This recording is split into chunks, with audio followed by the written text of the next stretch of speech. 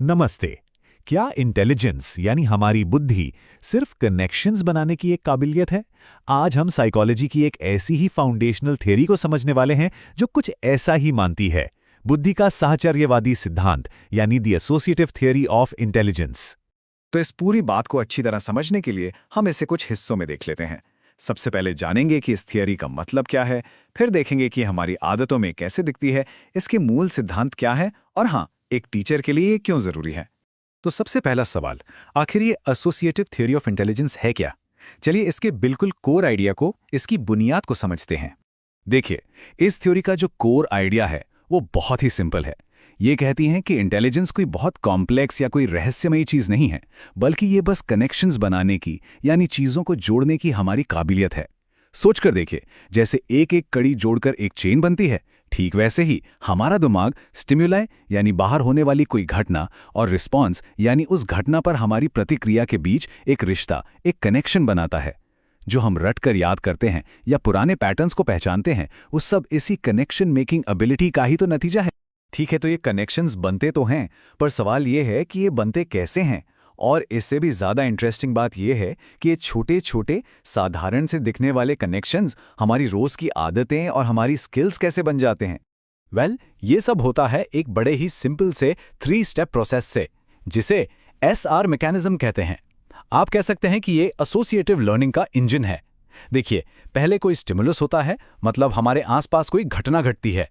फिर हम उस पर रिस्पॉन्ड करते हैं, और जब ये साइकिल बार बार दोहराया जाता है तो हमारे दिमाग में उस स्टिमुलस और रिस्पॉन्स के बीच एक पक्का लिंक, एक बॉन्ड बन जाता है। और बस यही तो है आदत। और पता है, ये सिर्फ मन की बात नहीं है, ये फिजिकली हमारे नर्वस सिस्टम को बदल देता है।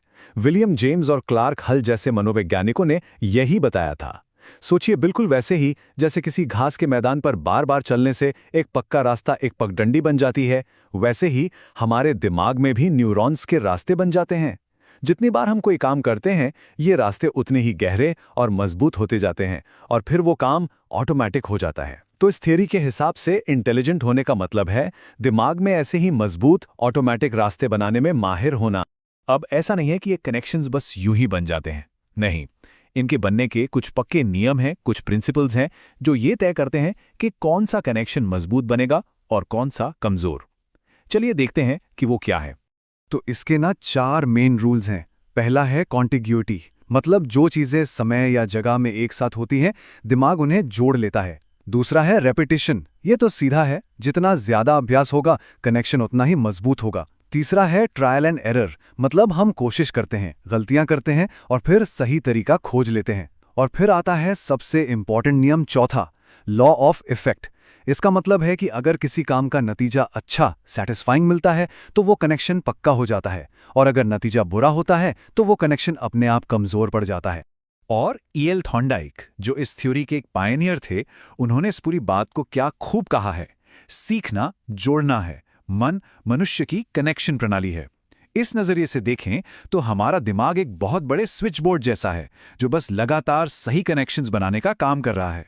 अच्छा, हो सकता है ये सब सुनने में थोड़ा थ्योरेटिकल लग रहा हो, पर सच तो ये है कि ये थ्योरी हमारी डे टू डे लाइफ में हर जगह काम करती है। चलिए कुछ बहुत ही सिंपल रोज के एग्जाम्पल्स देखते हैं। जरा सोचिए इस बारे में। जैसे ही स्कूल की घंटी बजती है, जो कि एक स्टिमुलस है, अपने आप बैग पैक होने लगते हैं, जो कि रिस्पॉन्स है। कोई सोचता नहीं है, बस हो जाता है। या फिर ट्रैफिक लाइट का लाल होना एक स्टिमुलस है और हमारा ब्रेक पर पैर रखना एक रिस्पॉन्स। ये सब इतने पक्के SR बॉन्ड्स हैं जो हजारों बार दोहराने से बने हैं, और अब ये सब ऑटोमेटिक हैं। अब बात करते हैं कि एक टीचर के लिए ये थ्योरी क्यों इंपॉर्टेंट है, क्लासरूम में इसका क्या रोल है। देखिए, ये सिद्धांत हमें ये समझने में मदद करता है कि बच्चे, खासकर बेसिक स्किल्स, सीखते कैसे हैं। तो एक टीचर के तौर पे हम इससे क्या सीख सकते हैं? पहली बात, ड्रिल और प्रैक्टिस।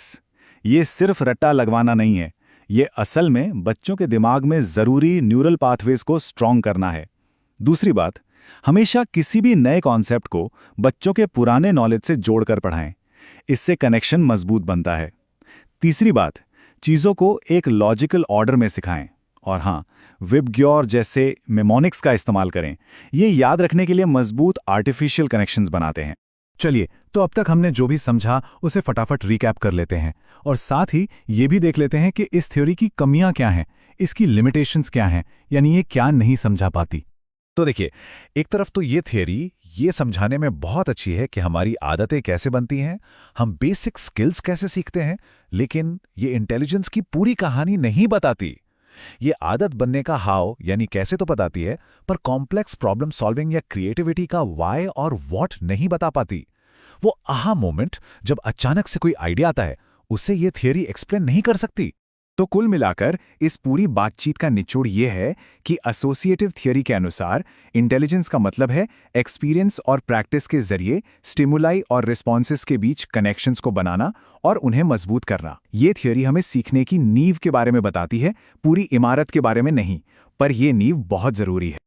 और आखिर में ये एक सवाल है जो हर टीचर को सोचना चाहिए कि हम इस थ्योरी के प्रिंसिपल्स का इस्तेमाल करके बच्चों की बुनियाद को मजबूत कैसे करें, लेकिन साथ साथ ये भी ध्यान रखें कि उनकी क्रिएटिविटी और क्रिटिकल थिंकिंग की उड़ान सीमित न हो जाए।